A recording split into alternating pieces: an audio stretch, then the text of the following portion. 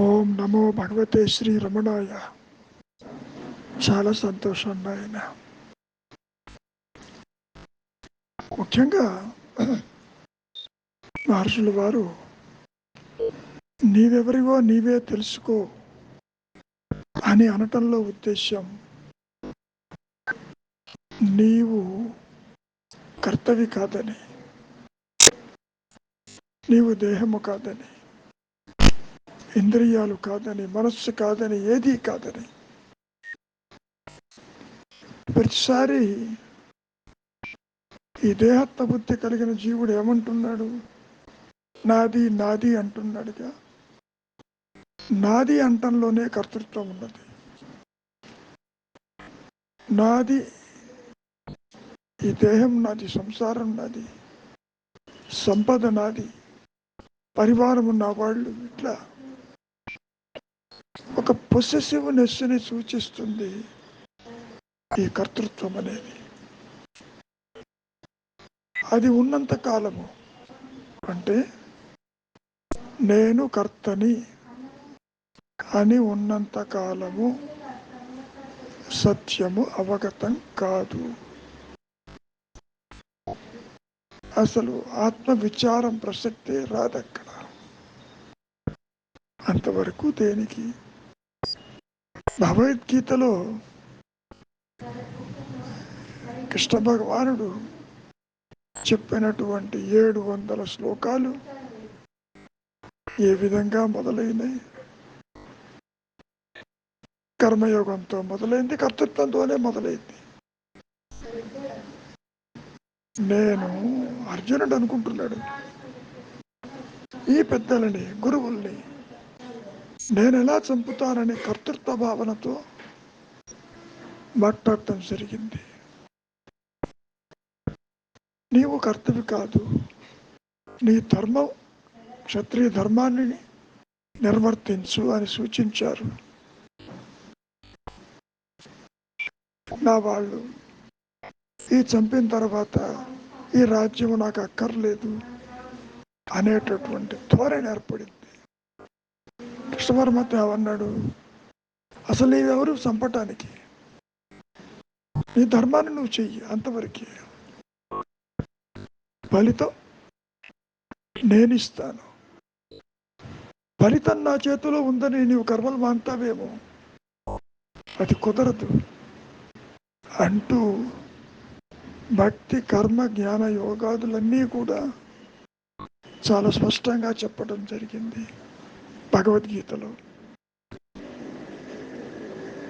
ఇక్కడ ప్రతిదానికి నువ్వు కర్తవు అనుకుంటున్నావు. ఆ కర్త అనేవాడు ఉన్నాడేమో చూడు. ఇక్కడ విశేషం ఏంటి అంటే, లేనివాడు ఉన్నట్టుగా కనపడతాడు. ఇది ఒక లోయర్ సెల్ఫ్, ఇది ఒక ఆర్టిఫిషియల్ సెల్ఫ్. ఈ అహంకారము దేహ పరిమాణంతో ఉంటుంది, వ్యక్తిత్వము అలాగే ఉంటుంది. నిద్రపోతున్నప్పుడు ఏమైంది? ఈ కర్తృత్వము మరి ఉందా లేదా? నిద్రలో లేదుగా. ఇక్కడ ఎలా వచ్చింది? చాలా సింపుల్.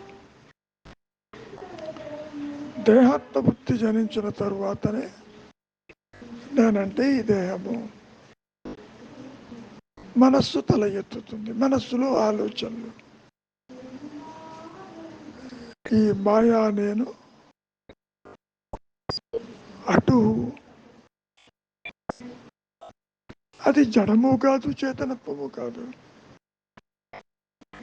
అదే ఆదిశంకరులు చెప్పింది, జడ చేతనముల కలయిక, చిత్ జడ గ్రంథి అంటూ చెప్పుకొచ్చారు.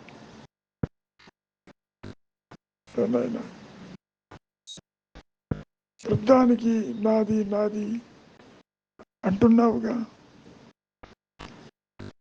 నాది అనేవాడు ఉన్నంత వరకు నీవు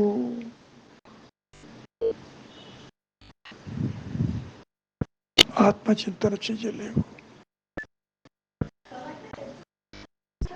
కనీసం నీవెవరివో కూడా చూడలేవు. కారణం, ఈ అహంకారానికి ఉనికి లేదు. గతంలో చెప్పుకున్నట్టు సర్పరచు భయభ్రాంతిలో ఏ విధంగా అయితే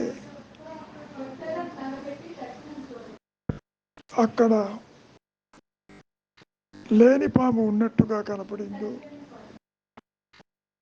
ఇక్కడ కూడా లేని జీవుడు ఉన్నట్టుగా ప్రకాశిస్తున్నాడు. లేని జీవుడు అంటే ఉనికి లేని జీవుడు, మాయా జీవుడు. సరే,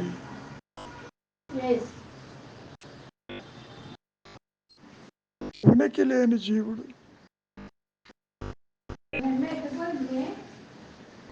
తాను కల్పించుకున్న లోకాలను చూస్తూ బంధాలు పెంచుకుంటూ తాను దేహమంటూ ఇతరులు ఉన్నారంటూ మరి వాళ్ళతోటి ఈ మాయలో సంసారాన్ని పెంచుకున్నాడు కదా. ఇదంతా మానసిక కల్పన కాక మరేమిటి? దీనికి అంతటికీ కారణము కాదు కర్తృత్వం.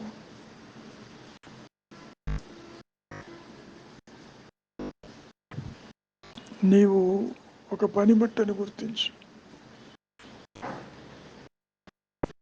ఉంటే ఉంది కర్మ, దేహం ఉంటే ఉంది. దేహం చెప్పిందా అది ఉన్నట్టు, అది నీవేనని. నువ్వు చెప్తున్నావు ఈ దేహం నాదని. ఏ పని మీదనైతే ఈ దేహం వచ్చిందో అది జరిగి తీరుతుంది. నీవు కర్తవ్య కాదు. నేనంటే జ్ఞానము. జ్ఞానమయంగా ఉండు. ఉన్నావు ఆల్రెడీ. ఇదిగో ఇది కర్తృత్వం వచ్చింది కాబట్టి నీకు ఆ విధంగా అనిపిస్తుంది. మూలము తెలియదు, అన్యత్వం తెలుస్తుంది. అది నిజం అనుకుంటావు. కలగంటున్నప్పుడు ఈ మనస్సు వివిధ ప్రదేశాలని, లోకాలని, ఎందరిలో జనులను చూస్తుంది. చూసినప్పుడు ఇది నిజం అనుకుంటుంది.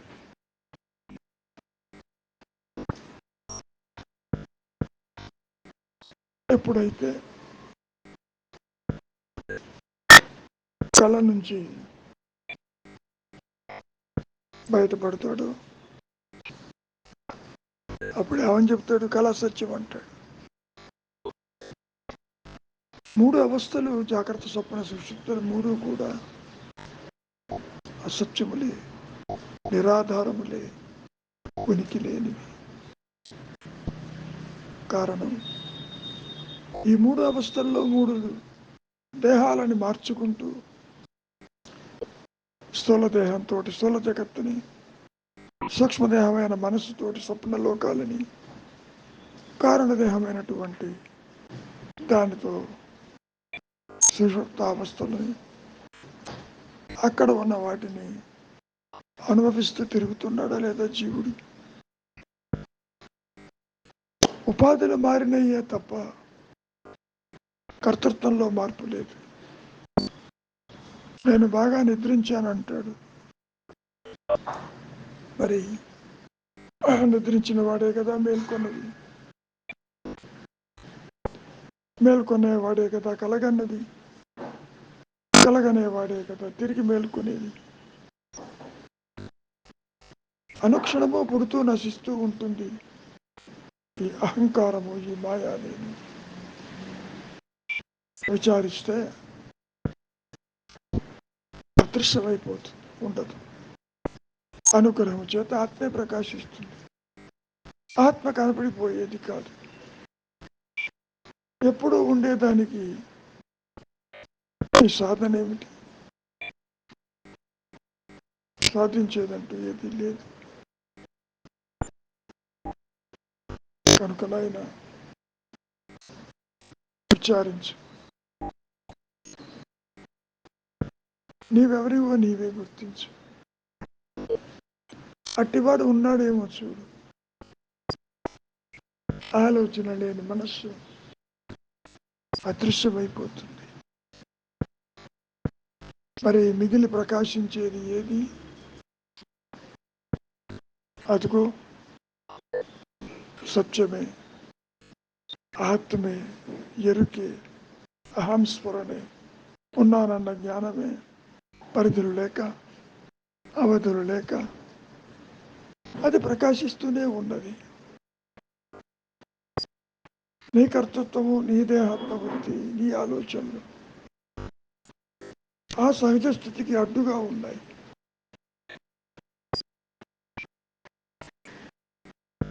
మంచిది, విచారించు, నీకే అర్థమవుతుంది. మౌనమే శరణ్యం.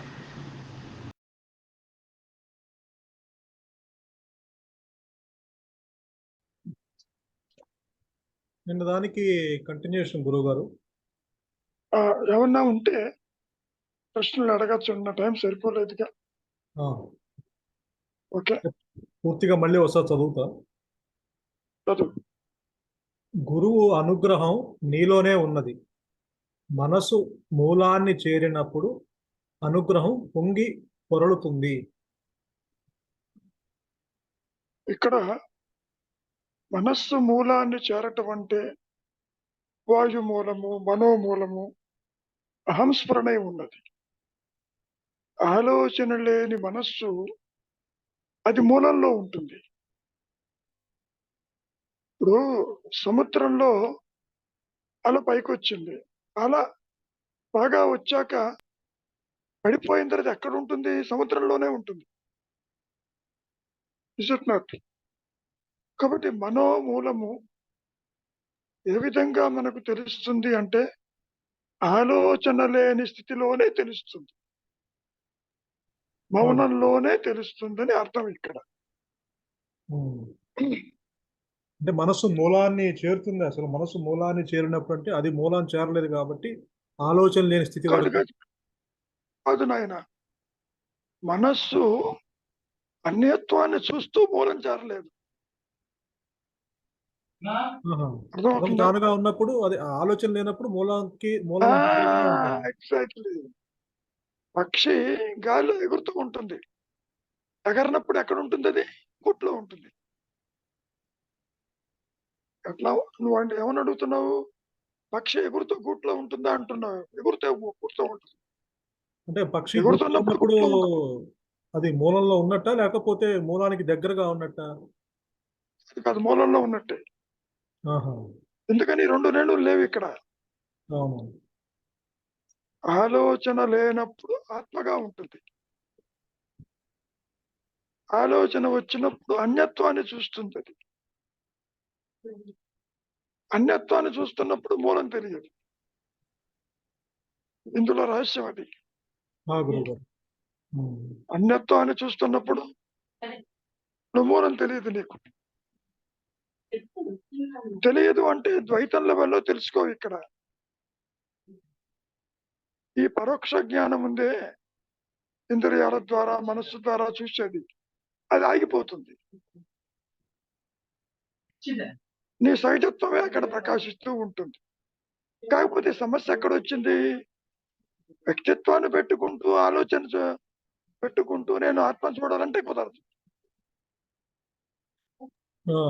నీవు అంతర్ముఖమైనప్పటికీ బయట చూసే విషయాలు ఇంద్రియ వ్యాపారాలతో చూడాలనుకుంటావు, మనస్సుతో చూడాలనుకుంటావు, బుద్ధితో చూడాలనుకుంటావు. అది కుదరదు. Getting the point? అంటే ఇక్కడ కాతే మూలంలో ఉండటం వేరు, మూలంలో ఉండి ప్రకాశించడం వేరు. మూల ప్రకాశం అనేది అనుగ్రహం చేత ఏర్పడుతుంది. ఇక్కడ మూలంలో నీవు ఉన్నట్టుగా ఉంటావు, కానీ నువ్వు దేన్ని చూడవు. ఎందుకని? అహంకారంతో ఉంటున్నావు ఇక్కడ. గురువు అంటే ఆలోచన లేని స్థితిలో ఉన్న అహంకారం ఇంకా ఉండే ఉంటుందంటారు. That is the point. ఉండి ఇక్కడ ఏం కనపడలేదు, చీకటిగా ఉంది, బ్లాంక్ గా ఉంది అంటావుగా. అంటే అది కూడా అంటే ఇప్పుడు నిశ్చల స్థితి ఉన్నంత మాత్రాన అది అహంకారం ఉన్నట్టేనా అక్కడ? గ్యారంటీగా. నువ్వే అంటున్నావుగా నిశ్చల స్థితి అంటున్నావుగా. అవును. నిశ్చల స్థితిని ఎవరు గుర్తిస్తున్నారు? ఓహో. అహంకారమేగా. కాబట్టి అనుగ్రహము చేత అన్న పదం వాడారు మహర్షులు వారు. అనుగ్రహం అంటే ఏమిటి? నీవు నిశ్చలంగా ఉన్నా లేకపోయినా అది ప్రకాశించినప్పుడు జీవుడు, జగత్తు, ఈశ్వర భావనలు ఎగిరిపోతాయి నాయన. Are you getting the message? గురువు గారు, అంటే అక్కడ నిశ్చల స్థితిలో ఉన్నంత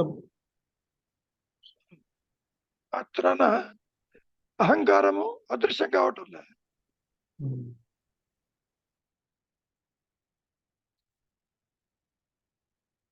ఏనాయనా? గురువు గారు, అంటే శ్రీనివాసరావు గారు ఏమన్నా అంటే అహంకారం ఇంకా తెలుసుకుంటూ ఉంటుందంటారా అక్కడ? లేకపోతే నాకేం కనపట్టలేదు అంటావుగా. నాకేం కనపట్టలేదు అంటున్నావుగా. అంటే నిశ్చల తత్వే జీవన్ముక్తి కాదైతే. నిశ్చల తత్వే అన్నప్పుడు హాఫ్ పార్ట్, సగమే చెబుతున్నావు అక్కడ. ఇప్పుడు బీ స్టిల్ అనేది సగం చెబుతున్నావు. Know hmm is the reality, ఆత్మస్థితి అది. బీ స్టిల్ వేరు, నో ది రియాలిటీ వేరు. ఎగ్జాక్ట్. నో మీన్స్ యాజ్ ఆత్మ యు నో ఇట్ అని. అదే అక్కడ అనుగ్రహం పే చేస్తుంది. ఏనన్నా? Are you getting the message? గురువు గారు, బీ స్టిల్ అక్కడ నో ది రియాలిటీ పక్కన గ్రేస్ అని వాడాలి. ఎగ్జాక్ట్. నువ్వు వాడక్కర్లే. నీవు ప్రాపంచిక విషయ వాసన జోలికి పోవటంలే. ఆలోచన లేకుండా అంతవరకు నీ ప్రారంభం ఉంది నాయన. యువర్ ప్రారంభం ఈస్ దేర్. ఎంతవరకు? అనుగ్రహం ప్రకాశించేంత వరకు ఉంటుంది. అనుగ్రహం తర్వాత ఉండదు ఇంకా. Are you getting the point? నీవు నిశ్చలంగా ఉంటే నీకెందుకు కనపడటం లేదు? నువ్వు ఇంకా అహంకారం పెట్టి కూర్చున్నావు అక్కడ.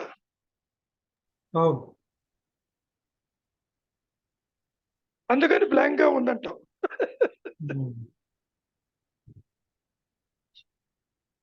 కాకపోతే ప్రాపంచిక విషయాలు తగ్గుముఖం పడతాయి, అంతకు మించి అంటే దాన్ని బాధించదు. అంటే వాసనలు పూర్తిగా నష్టం కాలేదని చెప్పుకోవచ్చు మనం. అదే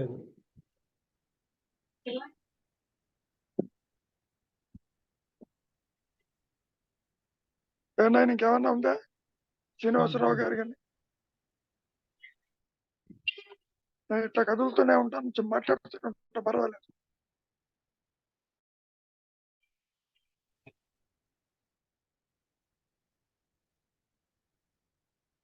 ఏమి లేదు సార్.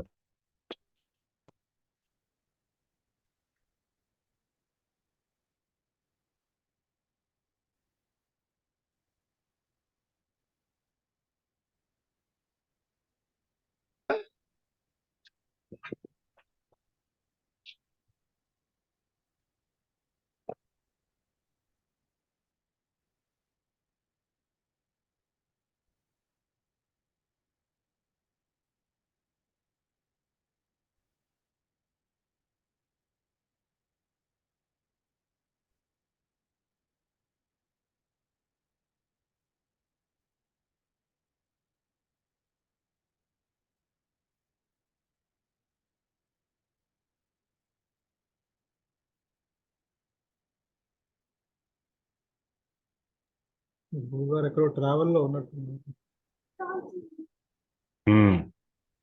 ఇప్పుడే వైఫై నుంచి డేటాకి వచ్చా. ఇప్పుడే అనుకుంటా. ఏం పర్వాలేదు, బయటికి రాగానే కట్ అయిపోయిందిగా. అవును గురువు. No problem.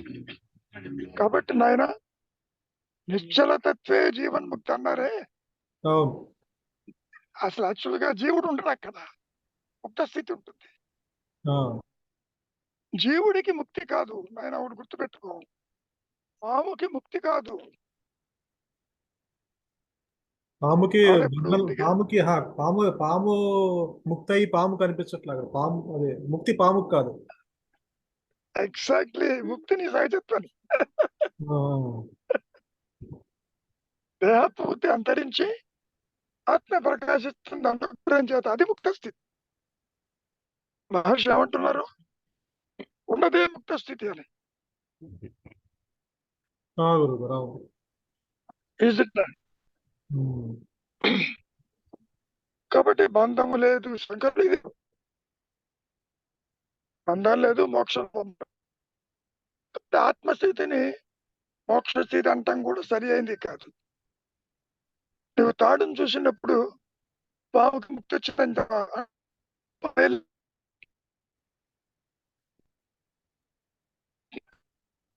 జీవుడే ఒక ఊహా వస్తువు అన్నారు మహర్షులు వారు. ఆ! Is it అవును. not? అవును. అది నుంచి అంత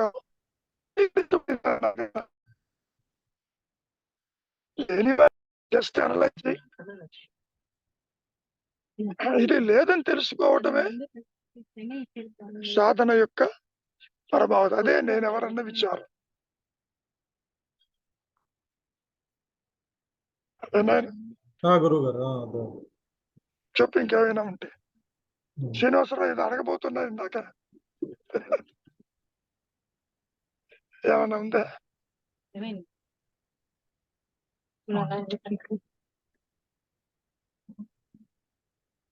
ఏమి లేదు సార్. శ్రీనివాసరావు ఏమి లేదు సార్. సరే, అడిగేది చెప్పేది ఏమి లేదు సార్ వాళ్ళకి. అంటే ఇక్కడ కొన్ని అపార్థాలు ఉంటాయి ప్రతి ఒక్కరిలో. పొందితో కైలాసానికి ఎలా పోవాలి, అహంకారాన్ని నిలుపుకుంటూ ఆత్మను ఎలా దర్శించాలి, వ్యక్తిత్వం నష్టం కాకుండా భగవంతుడిని ఎలా చూడాలి, ఇటువంటి కాన్సెప్ట్స్ ప్రతి వాళ్ళల్లో ఉంటుంది. అందుకని మహర్షి స్పష్టం చేస్తున్నారు, ఉన్నదే ఎరుక, జీవుడు జగత్తు ఈశ్వర భావనలు పూర్తిగా మానసికాలు, అవి లేవు అని చెప్పటానికి ఈ ప్రయత్నం చేశారు మహర్షులు వారు. నీవు దేహము కాదు, నీవంటే ఆత్మేను అని చెప్పటం. అంతేగాని శ్రీనివాసరావుగా ఉంటూ ఆత్మని దర్శించి రావటం కాదు. ఇక్కడ ఏదైతే దేహత్వబుద్ధి జనించిందో ఆ జనించింది అదృశ్యమైపోతుంది స్వరూప జ్ఞానం. అప్పుడు వ్యక్తిత్వము, పరిమితత్వము, అన్యత్వము, సంసారము, జగత్తు, చరణ మరణాలు, అవస్థాత్రయములు అన్ని అదృశ్యమైపోతాయి నాయన. ఇది నా అనుభవం. కాబట్టి లేనటువంటి జీవుడికి, ఉనికి లేని జగత్తుకి, స్వయం ప్రకాశము లేని దైవానికి ముక్తి అనేది స్వరూప జ్ఞానమైన అహం స్ఫురణే అని చెప్పడం. కనెక్టివిటీ లేదు ఇక్కడ. ఇంకో విశేషం అదే మహర్షి స్పష్టం చేసింది. ఆత్మస్థితికి ఈ జగత్తుకి వారధి ఎవరు పెట్టలేదు. నో కనెక్టివిటీ, నో బ్రిడ్జ్ అనుకుంటాడు జీవుడు. భౌతికమైన చింతనలో నేను అది చూసినట్టు, ఇది చూసినట్టు, ప్రదేశాలు చూసినట్టు ఆత్మని కూడా దర్శించవచ్చునా అని అనుకుంటాడు. అప్పుడు చెబుతున్నారు, నా కళ్ళని నాకు చూపించంటే కుదురుతుందా, నువ్వు చూడగలవా, కంటికి కన్ను లాంటిది ఆత్మ అని చెప్పటం. He gave an extraordinary explanation for all these things, మహర్షి. దాన్ని అర్థం చేసుకుంటే చాలు. ఒక అతను మహర్షి దగ్గరికి వచ్చాడు, మానసరం వెళ్ళొచ్చానన్నాడు. మంచిది, ముక్తిధామ చూసావా అన్నాడు. అంటే ఏమిటన్నాడు? సరేలే పద అన్నాడు. ఆయన దృష్టి ఎప్పుడూ కూడా జ్ఞాన దృష్టి, ఆత్మ దృష్టి, ఎగ్జిస్టెన్స్ ఆయన మాట్లాడేది. మరి వచ్చిన వాళ్ళ దృష్టి భౌతిక దృష్టి, ప్రదేశాల దృష్టి, వ్యక్తిత్వ దృష్టి, సంసార దృష్టి, బంధ దృష్టి. నాయనా, ఆ గురువు గారు అవును అవును. అది ఆ విధంగా ఉంటుంది. కాబట్టి గురువు అన్నా, ఆత్మ అన్నా, అనుగ్రహం అన్నా, ఆ ఉच्चतर శక్తి అన్న పేరులో భేదమే తప్ప నేను ఉన్నాను అన్న అహం స్ఫురణ దానంతటిది ప్రకాశించాలి. అదే అనుగ్రహం అన్నారు. నీవు తెలుసుకున్నావు అనుకో, ఒకవేళ అనుకుందాం నువ్వు ఆత్మ కంటే ఉన్నతుడిపై ఉండాలి. పాము తెలుసుకుందనుకో నాకు తాడుకి సంబంధం లేదని. చాలా విశిష్టంగా ఉంటుంది ఆ సిచ్యువేషన్. కాబట్టి నీవు ఉండు సత్యాన్ని గ్రహించలేవు. అందుకే అంటారు మహర్షుల వారు, ఆ మాత్రము మూల్యము చెల్లించక తప్పదు అన్నాడు. ఏ మాత్రము? అహంకార త్యాగము. దాన్ని వదులుకోవటానికి are you ready? That is the pertinent question. అమ్మో వీళ్ళేమైపోతారు, వాళ్ళేమైపోతారు, చాలా కష్టపడి సంపాదించాను, ఇదన్నీ పోతే నా గతేమిటి అని నీవు ఎన్ని సాధనలు చేసినా ఆ బంధాన్ని వదులుకోవటానికి ఇష్టపడవు. అవన్నీ ఉంటూ నాకు ఎక్స్ట్రాగా ఆత్మప్రకాశం కాకుంటావు.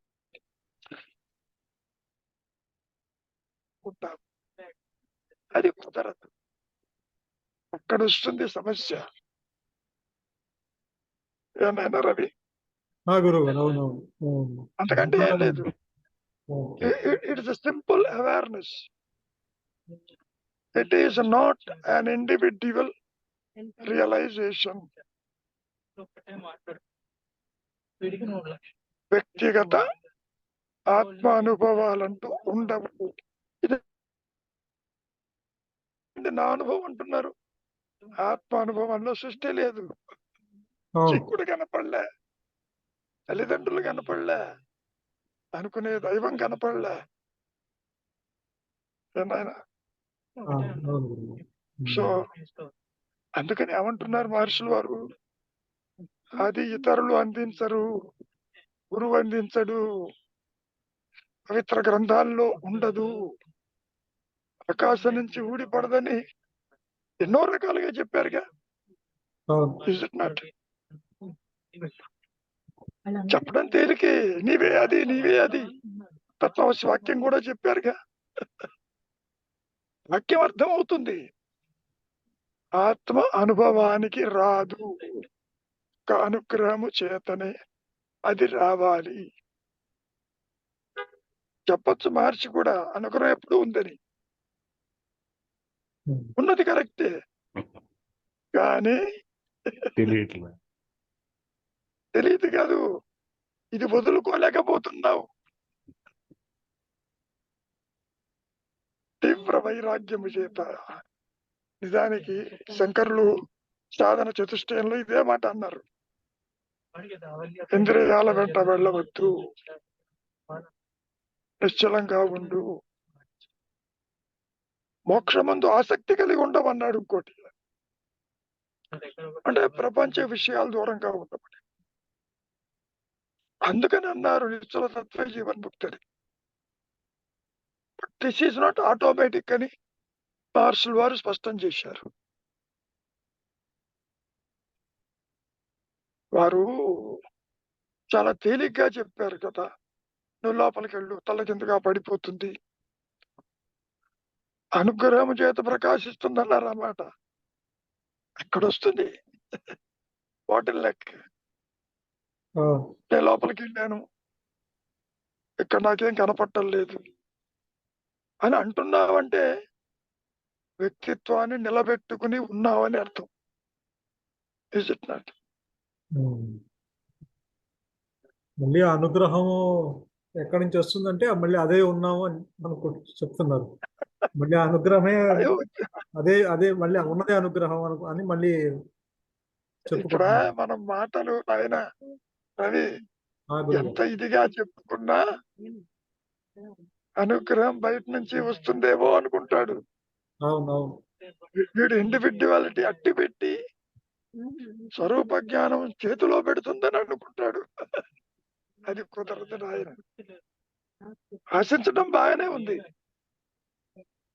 ఇప్పుడు ఒక సంస్థలో పనిచేస్తుంటావు, పనిచేస్తూ ప్రమోషన్ రావాలనుకుంటావు, కానీ ఇది మొత్తం పోయి నాకు వేరే ప్రమోషన్ అంటే ఎట్లా వస్తుంది? రాదు. అవును. Is it not? ఆ గురువు గారు. ఆ విధంగా ఉంటుంది. చెప్పండి. అహంకారం నష్టం అవటానికి సిద్ధపడాలి. సిద్ధపడటమే తీవ్ర వైరాగ్యం. అవును. విడిగా దానికి ఏం గ్రెడేషన్స్ ఉండవు. ఇంకో రహస్యం కూడా చెప్తాను. నీకు ఎంతటి కర్మ బలమున్నా, ఎన్ని వాసనలున్నా, అనుగ్రహం తలుచుకుంటే ఉప్పెన వస్తే నిన్ను బయట పారేస్తుంది. అట్లా పారేస్తుంది నాయన. అది కూడా నేను చెబుతా. అవును. ఎత్తేవతల There పడేస్తుంది. is no- ఆ, ఎత్తేవతల పడేస్తుంది. అప్పుడప్పుడు టారెంట్ చూస్తుంటావు, నువ్వు చూసింటావు. విదేశాలకు వెళ్ళినప్పుడు కారులో ఇళ్ళు కొట్టుకుపోతాయి దెబ్బకి. అవును. Is it not? సో ఇక్కడ మనం గ్రహించవలసింది వాసనలు, జన్మలు, మరణాలు అన్ని ఆ దెబ్బతో ఇవన్నీ కూడా మానసిక ధోరణులు. అంతే. ఇదంతా జీరో అయితేనే కానీ నాకు ఆత్మ ప్రకాశించ అనేది పొరపాటు. దానికి దీనికి సంబంధం లేదు నాయన. నీవు ఏ స్థితిలో ఉన్నప్పటికీ అది తలుచుకుంటే, ఏమిటండి తలుచుకోవటం అంటారు? దానికి తలుపులు ఉంటాయి అంటే ఉంటుంది. జ్ఞానవృత్తి. తలుచుకోవడం అంటే జ్ఞానవృత్తి. అవును. Is it not? కాబట్టి it is the super power, it is the higher power, it is the ఆత్మ దట్ డస్ ఎవ్రీథింగ్. నువ్వేం చేయలేవు నాయన. కానీ అహంకారంతో అనుకుంటావు, నేను చేశాను, నాది, నేను చేస్తేనే అయింది. Is it not? అవును గురువు గారు. నిజానికి అది అక్కడ వస్తుంది. సెల్ఫ్ దట్ డస్ ఎవ్రీథింగ్ అనేది చేస్తున్నా కూడా అది దాన్ని గ్రహించలేము మనం. అది అనక చేయించడం కష్టం. ఎందుకని? చేస్తున్నా. నువ్వు ఇంకో మెసేజ్ పెట్టావే, వ్యక్తిత్వం ఉన్నంత వరకు ఆత్మ ప్రకాశం కుదరదు. వాళ్ళ సబ్జెక్ట్ ఇంకోటి పెట్టావుగా ఎక్స్ట్రా, అవును గురువు గారు, అవును పెట్టాను. అది ఇది కనెక్టివిటీ ఉంటుంది. అవును. కర్తృత్వ బుద్ధి ఆత్మచింతనకి ఆటంకం. అంతే, వెరీ సింపుల్. రైట్. కాబట్టి ఇక్కడ అది విడిగా ఇది విడిగా చూడొద్దు, రెండూ ఒకటే. అవును. కృష్ణ పరమాత్మ గీతలో ఎందుకు బోధించాల్సి వచ్చింది అర్జునుడికి? వ్యక్తిత్వం వల్ల, కర్తృత్వం వల్ల బోధించాల్సి వచ్చింది. Is it not? మరి అదే కృష్ణ కాబట్టి పరమాత్మ మరి ఏ కోటి మందిలో ఏ ఒక్కడో తెలుసుకుంటాడు అంటున్నాడు కదా గురువు గారు. ద్వాపర యుగంలో సంగతి, ఆహా. కలియుగంలో అది కూడా డౌటే. ఓహో. ఎందుకని? ఇక్కడ ఆర్టిఫిషియల్ ఇంటెలిజెన్స్ ఎక్కువైంది. అవును. డిపెండెన్సీ ఎక్కువైంది, ఆటోమేషన్ ఎక్కువైంది, డిజిటల్ పేమెంట్స్ ఎక్కువైనాయి. ఆ. నువ్వు సో ఇంట్లో ఇంకా కూర్చొని అసలు ఛాన్సే ప్రపంచంతో లేదు. మాట్లాడుతున్నావు. Out of question.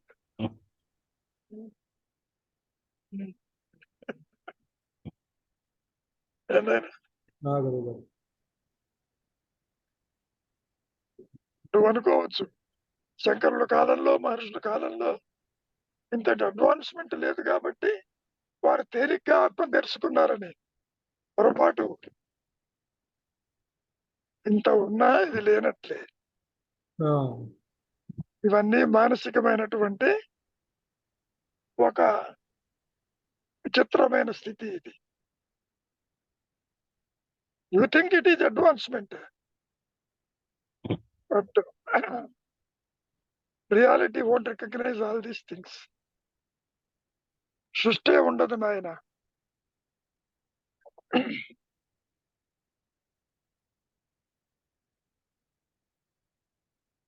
చెప్పు, ఇంకేమైనా ఉందే? మొన్న మీరు అన్నారు కదా, thought that rule the world అన్నారు అసలు. కాబట్టి అంతే థాట్ కదా. లేకపోతే వరల్డ్ ప్రపంచమే లేదు. ఎగ్జాక్ట్లీ. రూలింగ్ అంటే అర్థం ఏంటి? ఒకరితో ఒకటి సంబంధాలు ఏర్పడాలి అంటే ఆలోచనేగా. అవును, రాగద్వేషాల వల్ల యుద్ధమేగా. అవును. Is it not? వేదాన్ని వచ్చినప్పుడు నీకు అశాంతి కలుగుతుంది కదా. నువ్వు ఏ దేశమైనా తీసుకో, ఆ దేశాలు శాంతంగా ఉన్నాయా? ఎందుకు ఉండలేదు? ఇక్కడ సమస్య ఎక్కడ వస్తుంది? అహంకార ధోరణులు చాలా విచిత్రంగా ఉంటాయి నాయన. అవును. లివ్ అండ్ లెట్ లివ్ కాదు, ఇంకోటి లేకుండా నేను ఒక్కడే ఉండాలనుకుంటాడు. అక్కడ వస్తుంది సమస్య. అవునవును. స్వార్థం. సుప్రీమసీ అంటాం మనం. దాంతో అరే ఆ భగవంతుడికి తెలుస్తుంది కదా. భగవంతుడు అంటే ఆధిపత్య ధోరణి. ఆ నేను ఎంత చెప్పినా నీ ధోరణి మారటం లేదు. కృష్ణ పరమాత్మ ఏమన్నాడు? యుద్ధం అనివార్యం అన్నాడు. ద్వాపర యుగంలో కృష్ణ పరమాత్మ ఎంత చెప్పినా వాళ్ళు 5 ఊళ్ళు ఇవ్వటానికి వెనకాడారు కదా. అవును. కృష్ణ రాయబారం, పంజాబ్ రాయబారం ఫెయిల్ అయింది కదా. పైగా కృష్ణుడు వాడి అంబాసిడర్ని అందించడానికి ట్రై చేశారు. అది పురాణమే కావచ్చు, కథే కావచ్చు, ఇవి సాగవు అని చెప్పటం జరిగింది కదా. ఏ ద్వాపరయుగంలో మటుకు లేవా? కక్షలు కార్పణ్యాలు ఉన్నాయిగా. ఉన్నాయి. ఎందుకు ఆ ద్వేషము? మరి యుగాలు మారిన సృష్టిలో అవి పోలేదే. అదే అహంకారం క్రియేటర్ యుగాలు మారుతున్న అహంకారం మాత్రం అలానే. అదే అంటుంది, in different from it is existence now అంటది.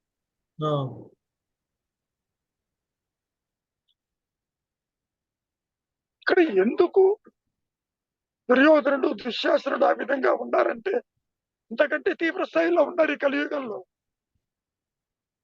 Do you think that the characters are disappearing now? No, they are in different form.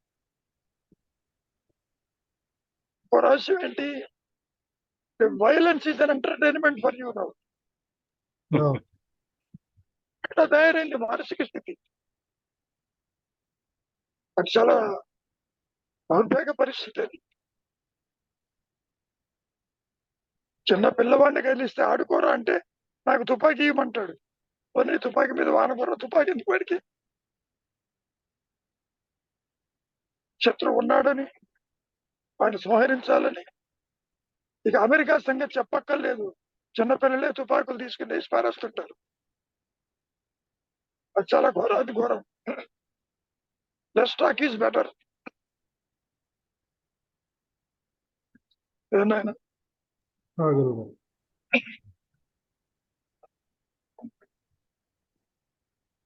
కాబట్టి కర్త ఉన్నంత వరకు, ఉన్నంత వరకు సత్యాన్వేషణ జరగదు. ఇది అసత్యమని నీవు గుర్తించలేవు. ఏనాయన ఇంకో మాట కూడా అన్నారు మహర్షులు వారు. లోక విచారం జరబడినప్పుడు ఆత్మ విచారం అదృశ్యమైపోతుంది. ఎందుకని ఒకటే నువ్వు ఉంది, 2 నేను లేవు.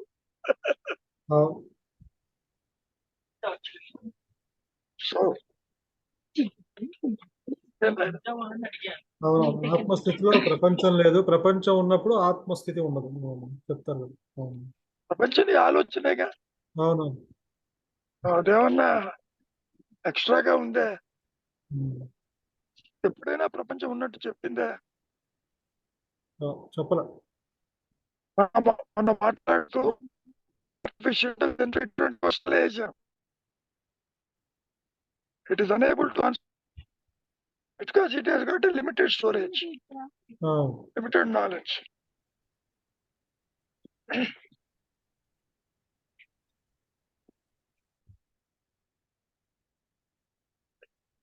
చెప్పు నాయన.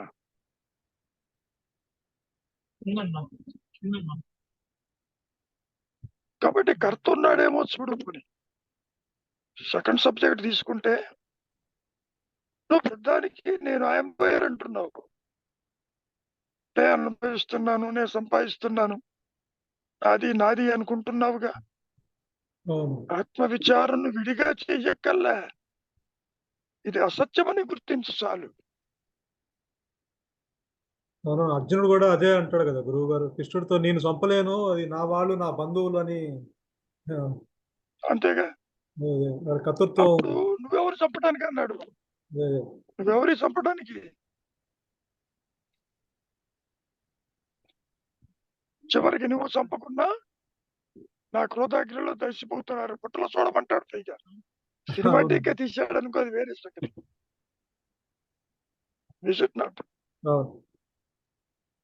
ఈ చిన్న విషయాన్ని అర్థం చేసుకోలేక అసత్యము సత్యం అనుకుంటూ వ్యక్తిత్వాన్ని నిలుపుకుంటూ పునరపి మరణం పునరపి జననం అనేటువంటి మాయలో కుట్టుకుపోతారు ఈ సృష్టి యావత్తు కూడా. యుగాలు ఏనాయన.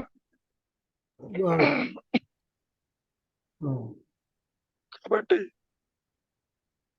నిన్ను బాధించేది నీ ఆలోచన, నీ శాంతికి విఘాతం కలిగించేది నీ కర్తృత్వము. ఎవరో శత్రువులు బయట లేరు.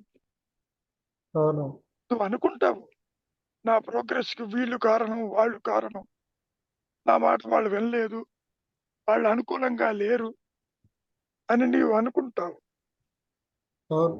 అది నీ భ్రమ. ఎవరికి ఏమీ చెయ్యరు.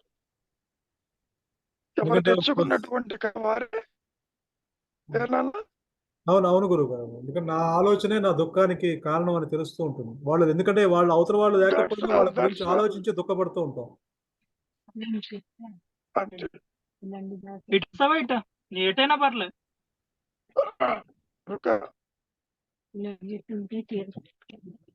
ఆలోచన లేని స్థితిలో అనుగ్రహం చేత అక్కడ ప్రకాశించాలి.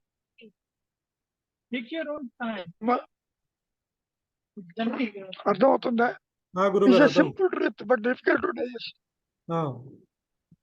అర్థమవుతే but your preparedness leave the present state is very difficult. వెంటనే మమత, అనురాగాలు, అభిమానాలు అవి లాగుతూ ఉంటాయి. అట్లా లాగటం వల్లనే జనభద్రుడు లేడి పెట్టాడు.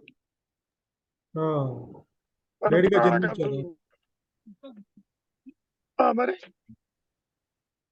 అది బంధం వల్లనే కదా.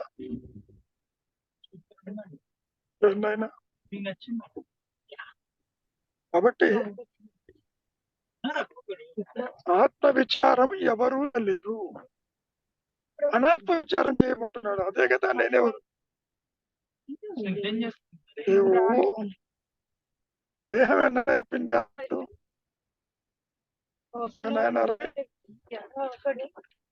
గురువు గారు చెప్పిందా?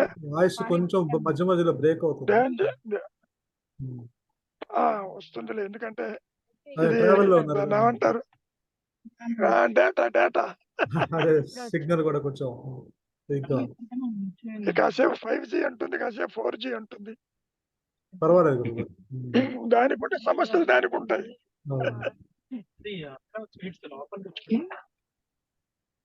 చాలా స్పైసీగా ఉంటుంది. జీ అంటే గాడ్ అని, ఆ, 4 times గాడ్ 5 times గాడ్ అంటుంది. అది కనెక్ట్ అవుతుంటాను, ట్రై చేస్తుంది. ఇప్పుడు పక్కకు 4G ప్లస్ అని వస్తుంది. కాబట్టి ఆత్మ విచారం ఎవరు చెయ్యలేరు. ఎందుకని? ఆత్మ నీ పరిధిలో ఉండదు.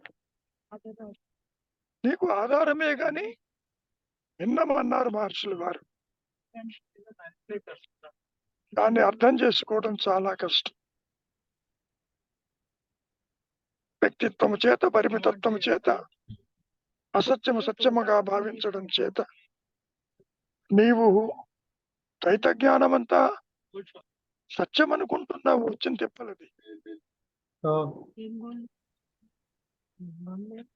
దానికి తగ్గట్టుగానే నీ behavioural aspect is it not?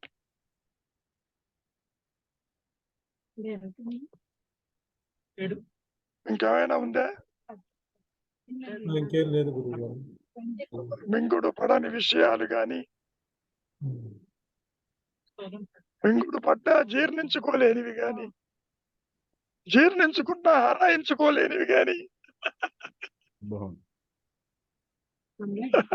అప్పుడప్పుడు పిల్లవాడికి మంచి ప్రోటీన్ ఫుడ్ పెడతావు కానీ కూడా హరాయించుకోడు. అవును, రాయించుకుంది. జస్ట్ లైక్ దట్ కూతుర్లు ఇద్దరికి బ్రేస్లెట్ చాలా విచిత్రంగా ఉంటుంది నాయన. మన చేతుల్లో ఏది లేదు. సర్వ సృష్టిని నడిపించేది మాయని ఒక్కటే ఒక్క విచిత్ర శక్తి. ఇది నడిపిస్తూ ఉంటుంది. ఏ విధంగా ఉండాలి, ఏ విధంగా చెయ్యాలి అనేది నీలో ప్రేరణ కల్పిస్తుంది, నీలో మార్పు తీసుకొస్తుంది.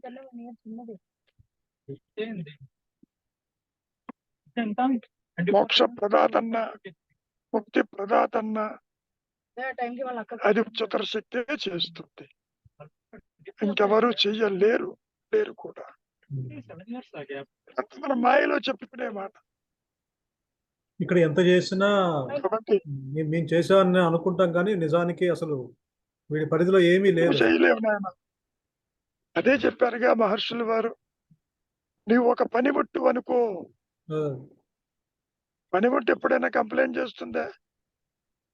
ఇంత పని చేశాను, అంత పని చేశాను.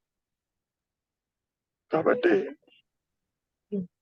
సత్యం చాలా సింపుల్ గా ఉంటుంది. నీకే అనిపిస్తుంది ఇది ఇంతకు ముందు కూడా ఉన్నదే, కొత్తగా ఏది లేదు. ఆ, అదే అన్నారు మహర్షి కదా, యు ఆర్ ఆల్రెడీ దట్. ఏది కొత్తగా రాదు రాదు అని. Is it not? ఒకవేళ కొత్తగా వచ్చేదైతే అది పోతుంది కదా అన్నారు. Is it not? ఎన్నో చక్కటి ఎక్స్ప్లెనేషన్ ఇచ్చారు రమణ మహర్షులు వారు. నాకెప్పుడు వస్తుంది ఆత్మజ్ఞానం అన్నప్పుడు. వచ్చేదేమిటి? ఆల్రెడీ నువ్వు అదే అని అన్నారు.